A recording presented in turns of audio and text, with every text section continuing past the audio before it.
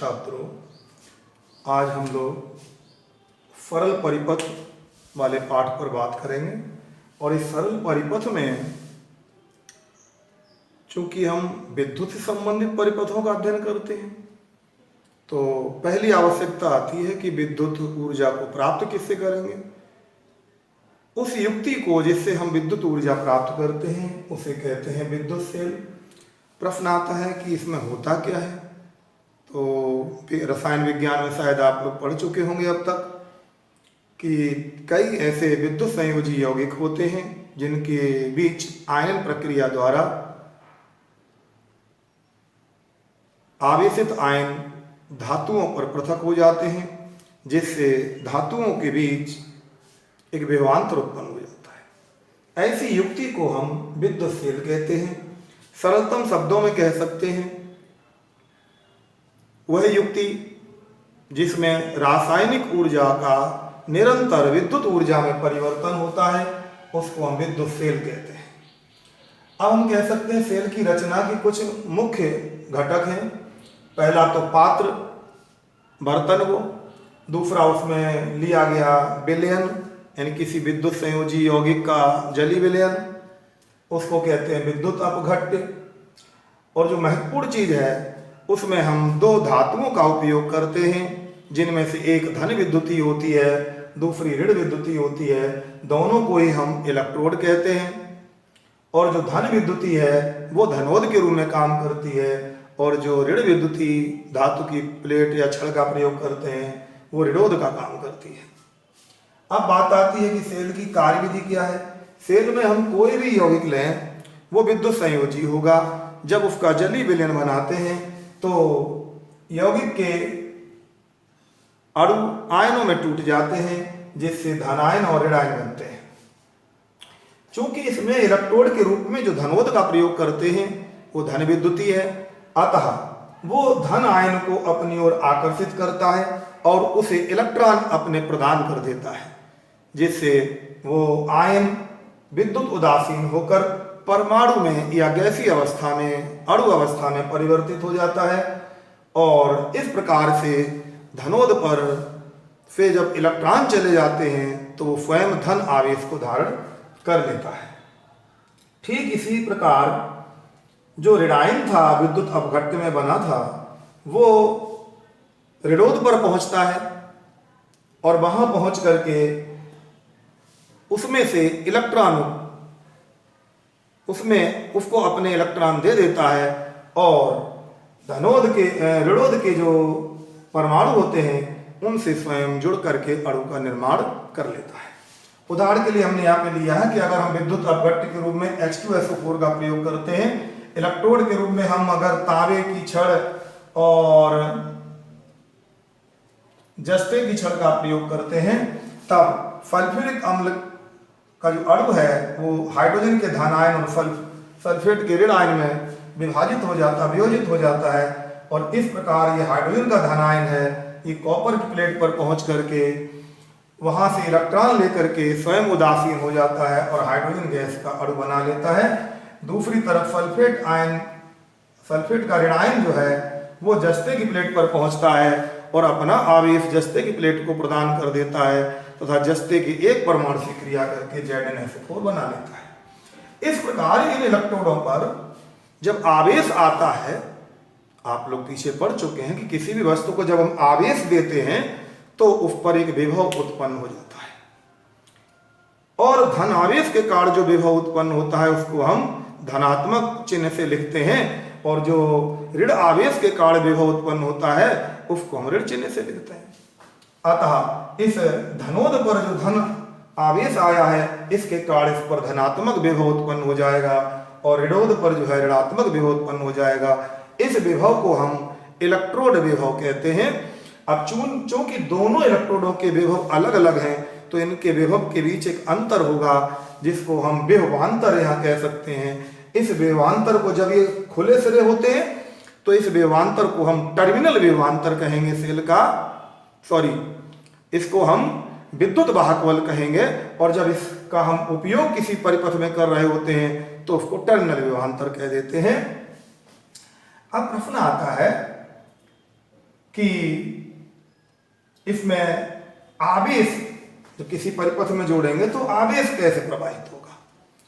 आप पीछे से पढ़कर आ रहे हैं कि आवेश सदैव ऊंचे विभव से नीचे विभव की ओर जाता है, या यूं कहें कि जो धारा है वो सदैव ऊंचे विभव से नीचे विभव की ओर बहती है, अर्थात धन इलेक्ट्रोड से सदैव वो ऋण इलेक्ट्रोड की ओर धारा प्रवाहित होगी। अब बात आती है कि सेल को हम इतना बड़ा सेल हर बार परिपथों में बनाएंगे, ऐसा संभव नहीं है। इसलिए हम एक प्रतीक का प्रयोग करते हैं और इस प्रतीक में एक बड़ी लाइन लेते हैं और एक छोटी लाइन लेते हैं, जिनको दोनों को समानांतर बना देते हैं। बड़ी लाइन का मतलब है कि ये ऊंचे विभव पर है अर्थात धनोद है, और छोटी लाइन का मतलब है कि ये कम विभव पर है अर्थात ये ऋणोद है। इस प्रकार हम सेल को प्रतीक के रूप में प्रदर्शित करते रहे। अब बात आती है कि सेल से संबंधित कुछ परिभाषाएं जिनकी सहायता से हम सेलों का अध्ययन कर पाते हैं। तो बात आती है कि जब इन दोनों इलेक्ट्रोडों के बीच विभवांतर उत्पन्न हो गया और इसके सिरे खुले थे, तो उस विभवांतर को एक नाम दिया गया, उसको कहा गया विद्युत वाहक बल, इलेक्ट्रोमोटिव फोर्स, शॉर्ट में कहते हैं EMF। तो इसका पहला अक्षर हम प्रतीक के रूप में ले लेते हैं, इसको कहते हैं E। अब इसको परिभाषित करने के लिए हम ये कह सकते हैं कि जब इस सेल को हम किसी भी परिपथ में जोड़ेंगे तो इस सेल का काम है आवेश को प्रवाहित करना। उस पूरे परिपथ में आवेश को प्रवाहित कराएगा ये सेल, ये इसका कार्य है। अब जब ये सेल कार्य करेगा, परिपथ में आवेश प्रवाहित करेगा, तो निश्चित ही इसको ऊर्जा देनी पड़ेगी, इसको ऊर्जा खर्च करनी पड़ेगी, इसको कार्य करना पड़ेगा। तो अब हम कह सकते हैं कि 1 कूलाम आवेश को प्रवाहित कराने के लिए सेल द्वारा जो कार्य किया जाता है उसी कार्य को हम सेल का विद्युत वाहक बल कहते हैं। अगर हम ये कहें कि हमने Q आवेश को इस सेल के द्वारा किसी परिपथ में प्रवाहित कराया है, तब सेल द्वारा W कार्य किया गया है, तो फिर इस सेल का विद्युत वाहक बल हो जाएगा E बराबर W/Q। क्यों हो जाएगा? क्योंकि Q आवेश को प्रवाहित कराने में कार्य हुआ है W, तो 1 कूलाम को प्रवाहित कराने में कितना कार्य होगा? W/Q। तो इस 1 कूलाम आवेश को प्रवाहित कराने में किया गया कार्य विद्युत वाहक बल E कहलाएगा। आप जानते हैं कि W का मात्रक जूल होता है, Q आवेश का मात्रक कूलाम होता है, जूल बटे कूलाम को हम वोल्ट कहते हैं, इसलिए इसका मात्रक वोल्ट प्रयोग करेंगे। अब एक दूसरी बात आई कि अगर इस सेल के सिरों को हम किसी परिपथ में जोड़ देते हैं तो उसमें धारा बहने लगती है, तब इस सेल के सिरों पर जो विभवांतर मिलता है हमको, वो विद्युत वाहक बल E से सदैव कम प्राप्त होता है, उसको कहते हैं टर्मिनल वोल्टता। तब इसका चिन्ह हो जाता है B। अब हम कह सकते हैं यहां पर कि सेल के कारण Q आवेश यानी कहें 1 कूलाम आवेश प्रवाहित कराने में बाहरी परिपथ में जो ऊर्जा खर्च होती है वो कहलाती है टर्मिनल वोल्टता, यानी विभवांतर कहलाती है, जिसका प्रतीक B लिया जाता है। तो अब हमने कहा कि भाई सेल ने जब किसी बाहरी परिपथ में ऊर्जा प्रवाहित की तो बाहरी परिपथ में ऊर्जा W खर्च हो गई, यानी W कार्य हो गया। आवेश प्रवाहित कराया था Q, तो फिर 1 कूलाम को प्रवाहित कराने में फिर से W/Q, तो इसको चिन्ह दे दिया B, और इसका भी मात्रक रखेंगे हम वोल्ट। एक तीसरी बड़ी महत्वपूर्ण बात आती है जिसको कहते हैं आंतरिक प्रतिरोध। एक्चुअली होता क्या है कि जब किसी भी परिपथ को हम किसी बाहरी परिपथ में जोड़ते हैं, जैसे इसको हमने जोड़ दिया, यूं जोड़ दिया हमने बाहरी परिपथ में, देखिए ये जोड़ दिया, तो इस धन से ऋण की तरफ धारा जाने लगी, ये बाहरी प्रतिरोध R था, तो धारा जा रही थी बाहर धन से ऋण की तरफ। ठीक, समझना बात को सब लोग। क्यों? क्योंकि ऋणोद पर इलेक्ट्रॉन बहुतायित में थे और धनोद पर इलेक्ट्रॉनों की कमी थी, तो ऋणोद के इलेक्ट्रॉन इस परिपथ से होकर के धनोद की ओर जाने लगे, यानी ऋण से धन की ओर जाने लगे इलेक्ट्रॉन। इलेक्ट्रॉनों पर ऋणावेश होता है, आप पढ़ चुके हैं पीछे कि ऋण आवेश जिधर जाएगा धारा उसके उल्टी दिशा में जाएगी, तो धारा जाती है धन से ऋण की तरफ। पर आप ध्यान दें, अंदर भी एक क्रिया चल रही है कि ये जो धनोद है ना, धनोद से इलेक्ट्रॉन अपघट्ट के पर आयनों को मिलते हैं और आयन जो है वो इलेक्ट्रॉन जाकर के ऋणोद पर छोड़ रहा है। इसका मतलब अंदर सेल के अंदर भी जो है आवेश यानी इलेक्ट्रॉन धनोद से ऋणोद की ओर जा रहे हैं, यानी इलेक्ट्रॉन जो है इधर जा रहे हैं, धनोद से निकल रहे हैं, ऋणोद की ओर जा रहे हैं। तो फिर धारा किधर बहेगी? उल्टी दिशा में। इसका मतलब सेल के अंदर भी एक धारा ऋणोद से धनोद की ओर जा रही होती है, अर्थात धारा का एक चक्र बन जाता है। बाहरी परिपथ में तो ये धनोद से ऋणोद की ओर जा रही होती है और अंदर परिपथ में ऋणोद से धनोद की ओर जा रही होती है। आपने पढ़ा है पीछे वाले पाठों में कि धारा प्रवाह के मार्ग में आने वाली रुकावट को ही वैद्युत प्रतिरोध कहते हैं। तो जब ये धारा सेल के अंदर प्रवाहित होती है तो सेल में भी इलेक्ट्रोड है, विद्युत अपघट्य है, तो इनके द्वारा भी इस धारा के प्रवाह में एक बाधा उत्पन्न की जाती है, रुकावट उत्पन्न की जाती है। उस रुकावट को हम सेल का आंतरिक प्रतिरोध कहते हैं, जिसको चिन्ह देते हैं स्मॉल आर। बाहरी परिपथ में जो प्रतिरोध प्रयोग करेंगे उसको कैपिटल आर कहेंगे, और आंतरिक परिपथ, आंतरिक सेल के अंदर जो प्रतिरोध कार्य करेगा उसको स्मॉल आर कहेंगे। अब बात आती है कि क्या स्मॉल आर नियत है सेल का? नहीं। अगर सेल की रचना एक बार निश्चित कर दी जाए तो आर नियत हो जाएगा, अन्यथा सेल की रचना बदलेगी तो आर बदलेगा। तो प्रश्न आता है कि आर किस किस पे निर्भर करेगा? आप समझ सकते हैं, प्लेटों का क्षेत्रफल ज्यादा होगा तो धारा प्रवाह में कम बाधा आएगी, सेल का आंतरिक प्रतिरोध कम हो जाएगा। सेलों के प्लेट के बीच की दूरी अगर कम कर देंगे हम तो बाधा कम आएगी और प्रतिरोध कम हो जाएगा। तीसरा फैक्टर है विद्युत अपघट्य की सांद्रता। सांद्रता जब बढ़ेगी तो प्रतिरोध बढ़ेगा, या यूं कहें हम कि जब ये साम्य अवस्था में होता है विद्युत अपघट्य तो सबसे कम आंतरिक प्रतिरोध प्राप्त होगा, और इसके इधर उधर जाने पर आंतरिक प्रतिरोध बढ़ जाता है सेल का। तो इस प्रकार आंतरिक प्रतिरोध तीन बातों पर निर्भर करता है: इलेक्ट्रोडों के आकार पर, उनके बीच की दूरी पर, और प्रयोग किए गए अपघट्य की सांद्रता पर। अब बात आती है कि भाई जब यहाँ पर दो विभव आ गए अब हमारे पास, एक कहलाया विद्युत वाहक बल E, दूसरा कहलाया टर्मिनल वोल्टता B, तो इनमें क्या रिलेशन है?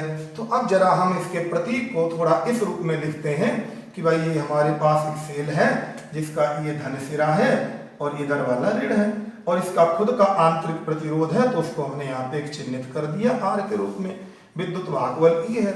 अब इस सेल को हमने एक बाहरी परिपथ से जोड़ दिया जिसका प्रतिरोध था कैपिटल आर, तो इसमें धन सिरे से ऋण सिरे की ओर एक धारा जाने लगी। धारा का मान लेते हैं हम आई है। यहाँ पर हम ये कह सकते हैं कि सेल जितनी ऊर्जा खर्च कर रहा है वो दो जगह खर्च होगी, एक तो बाहरी प्रतिरोध के कारण खर्च होगी और दूसरे आंतरिक प्रतिरोध के कारण खर्च होगी। तो अब हम कह सकते हैं सेल द्वारा दी गई ऊर्जा बाह्य परिपथ में व्यय ऊर्जा और सेल के अंदर व्यय ऊर्जा के जोड़ के बराबर होगी। अगर हमने कहा कि भाई सेल द्वारा दी गई ऊर्जा W है और बाहरी परिपथ में खर्च होने वाली ऊर्जा W कैपिटल R है और आंतरिक प्रतिरोध के कारण खर्च होने वाली W स्मॉल r है, तो इन दोनों का जोड़ W के बराबर हो गया। ये ऊर्जा खर्च कब हुई? जब हमने Q आवेश को प्रवाहित कराया था, तो हमने Q से दे दिया इसको भाग, तो जब भाग दिया तो W बटे Q जो है ये तो बन गया सेल का विद्युत वाहक बल, और WR बटे Q ये बाहरी परिपथ में खर्च होने वाली ऊर्जा हो गई, इसी को कहते हैं टर्मिनल वोल्टता B, तो इसको लिख दिया हमने B यहाँ पर। अब आप लोग पीछे पढ़ चुके थे कि W/Q बराबर B होता है और B बराबर IR होता है, IR। अब चूंकि यहाँ आंतरिक प्रतिरोध स्मॉल r है तो कैपिटल R की जगह हमने रख दिया स्मॉल r, तो यहाँ से आ जाता है कि WR जो है वो बराबर होगा Q गुणा I गुणा स्मॉल r के। तो फिर ये मान यहाँ रख देते हैं और Q से Q कट जाता है, तब एक सूत्र आ जाता है E बराबर B plus I small r।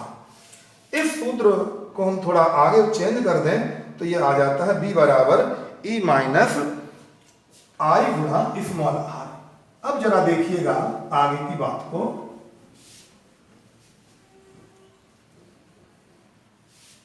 कि यहां पर अब दो स्थितियां बन जाती हैं, तीन स्थितियां बन जाती हैं हमारे पास। पहली स्थिति यह है कि जब हम सेल से ऊर्जा लेते हैं लेने पर, यानी कि डिस्चार्जिंग कर रहे हैं सेल की। जब डिस्चार्जिंग कर रहे हैं तो ये V बराबर आ गया E minus I small r. इससे साफ हो रहा है कि B का मान हमेशा E से कम होगा, कि V is less than E, यानी कि टर्मिनल वोल्टता जो है विद्युत वाहक बल से सदैव कम होगी। कहने का मतलब अगर हम 12 वोल्ट की बैटरी का प्रयोग करें और किसी परिपथ में जोड़ेंगे तो 12 से थोड़ा कम हो जाएगा उसके सिरों पर विभवांतर। दूसरी बात आती है कि हम सेल का प्रयोग न करें, यानी कि सेल के सिरे खुले हों। सेल के सिरे खुले हों। जब खुले होंगे तो कोई परिपथ नहीं जुड़ा है, तो न तो धारा आएगी और न धारा जाएगी, I बराबर 0। तो इसलिए B बराबर हो जाएगा E माइनस 0 गुणा स्मॉल आर। तो B बराबर हो जाएगा E। इसीलिए मैंने पीछे कहा था कि अगर सेल के सिरे खुले हुए हैं, इलेक्ट्रोड खुले हुए हैं, तब उसके सिरों पर जो टर्मिनल वोल्टता मिलेगी, जो विभवांतर मिलेगा, उसी को हम विद्युत वाहक बल E कहते हैं। और एक तीसरी बात यहां आती है, सेल को आवेशित करने पर, अगर हम सेल को विद्युत धारा देते हैं, सेल को आवेशित करते हैं, तब धारा की दिशा विपरीत होगी। क्या हो जाएगा? धारा जो है विपरीत दिशा में चलेगी। इसलिए जो V है अब ये बराबर हो जाएगा E minus minus I into small r. तो E प्लस आई आर, अर्थात V is greater than E। एक बड़ा महत्वपूर्ण रिजल्ट आ गया यहाँ पर कि अगर हम सेल को आवेशित करना चाहते हैं तो उसके सिरों पर जो विभवांतर हमें लगाना पड़ेगा बाहरी परिपथ से, वो विद्युत वाहक बल E से अधिक होना चाहिए, आवश्यक है। 12 वोल्ट की बैटरी को आपको चार्ज करना है तो उस पर 12 वोल्ट अगर लगाएंगे तो बैटरी चार्ज नहीं होगी। चार्ज अगर करना है तो 12 वोल्ट से ज्यादा का विभवांतर उसके सिरों पर लगाना ही पड़ेगा आपको। एक और बात यहां से निकल कर आती है जो बड़े मतलब का सूत्र है, इसके लिए इसको हम कह सकते हैं सेल से प्रवाहित धारा।